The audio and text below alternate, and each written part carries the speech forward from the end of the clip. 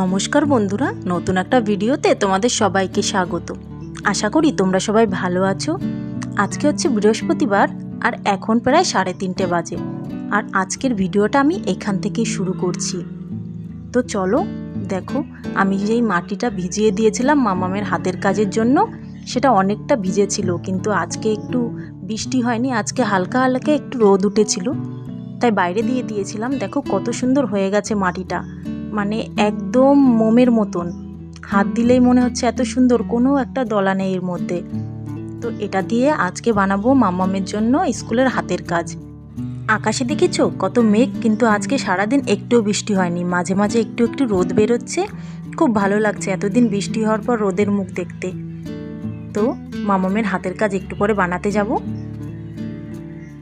এখন বাজে প্রায় সন্ধ্যা 5:30, আর আমি আর বোন বসে পড়েছি মামামের জন্য মাটির যে কোনো একটা জিনিস বানানোর জন্য। এই যে দেখতে পাচ্ছ এটা বানাচ্ছে, এটা হচ্ছে একটা প্লেট টাইপের, মানে আঙুর ফলের প্লেট। বোন বললে এটা বানাতে, আরও কিছু বানাবো ভাবছি, সেগুলো বানিয়ে তোমাদের অবশ্যই দেখাবো। তো চলো দেখো এই যে কিভাবে বানাচ্ছে বোন।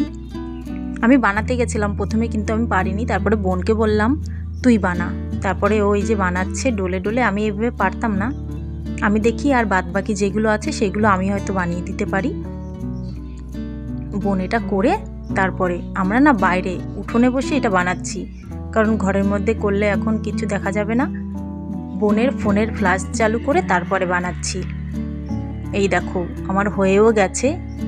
কি কি বানিয়েছি, কুমড়ো, ভেন্ডি, লঙ্কা আর একটা বেগুন।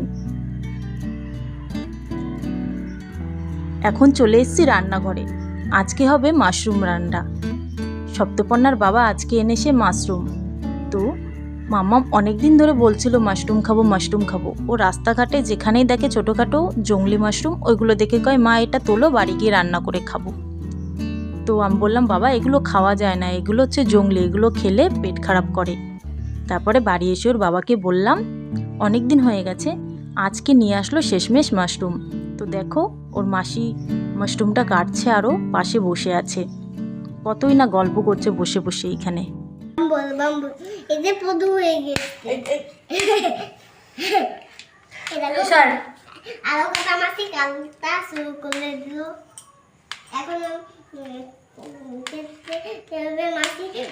অনেকগুলো, তারপর আমরা রান্না করা শুরু করি, তারপর রান্না হয়ে যাবে, তারপর আমি ওই যে তারপরে আসে তো সেই ফল দিয়ে এই যে এরকম দিয়ে তারপর খাবো।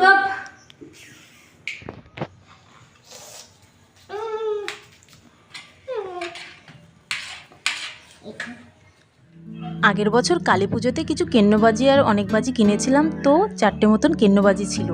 তা মাম্মাম বলল মা এগুলো ফোটাও, ও নিজে বলে ও নিজেই দৌড়ে চলে গেল। দেখো মেয়ের জেদ যেমন, আর ফোটানোর সময় ধারেও থাকলো না। তো চলে এসেছি রান্নাঘরে। এই যে দেখতে পাচ্ছ মাশরুমটা এখন ম্যারিনেট করে রাখবো।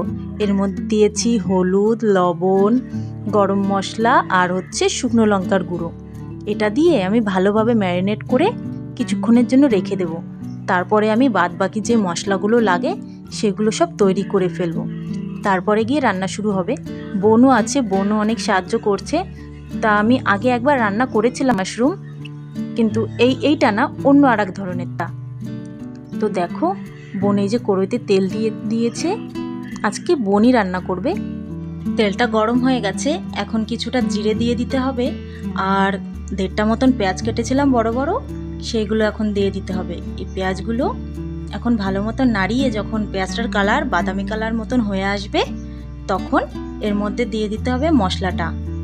এই যে মশলাটা দিয়ে দিয়েছে, এবার এটা নাড়িয়ে চাড়িয়ে এর মধ্যে একটুখানি হলুদ দিতে হবে, হলুদ আর কিছুটা শুকনো লঙ্কার গুঁড়ি। এটা হচ্ছে কাশ্মীরি লঙ্কার গুঁড়ি, তোমরা চাইলে এমনি শুকনো লঙ্কার গুঁড়িও দিতে পারো। তো এটা ভালো করে নাড়িয়ে চাড়িয়ে এই যে দেখছো টমেটো পেস্ট, এটা এখন দিয়ে দিতে হবে।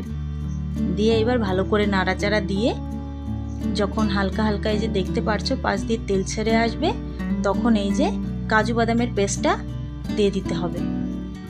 এরপরে ভালো করে আবার নাড়িয়ে চাড়িয়ে এর মধ্যে দিয়ে দিতে হবে হচ্ছে কিছুটা গোলমরিচের গুঁড়ো। গোলমরিচের গুঁড়ো দিয়ে এই যে দেখতে পারছো এখন মশলাটা পুরোপুরি রেডি। এখন দিয়ে দেবে এই যে কিছুটা লবণ, বললাম যে লবণ আগে দেয়নি, এই লাস্টে দিল।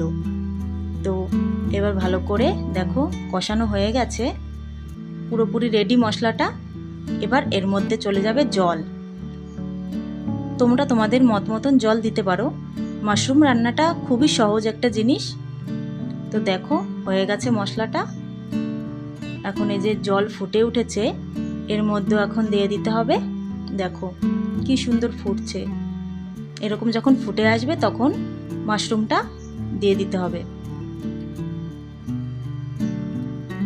ম্যারিনেট করে রাখলে আগের থেকে ভালো হয়, কারণ মাশরুমের মধ্যে লবণ, হলুদ এগুলো সব ঢোকে, পরবর্তীতে খাওয়ার সময় খুব সুন্দর স্বাদ লাগে। তো দেখো এই যে কত সুন্দর লাগছে দেখতে, আর গন্ধটাও খুব সুন্দর বেরিয়েছে। এখন এটাকে ঢেকে দিতে হবে। ঢেকে দিলে নামিয়ে নিলেই হয়ে যাবে আমাদের সুস্বাদু মাশরুমের রেসিপি। তো রান্না কমপ্লিট। আজকের মতন ভিডিওটা আমি এখানেই শেষ করে দেব। ভিডিওটা তোমাদের কেমন লাগলো অবশ্যই আমাকে কমেন্টে জানিও, আর ভালো লেগে থাকলে লাইক করতে ভুলো না। সবাই ভালো থেকো, সুস্থ থেকো। পরবর্তী ভিডিওতে তোমাদের সাথে আবার দেখা হচ্ছে। সবাইকে টাটা।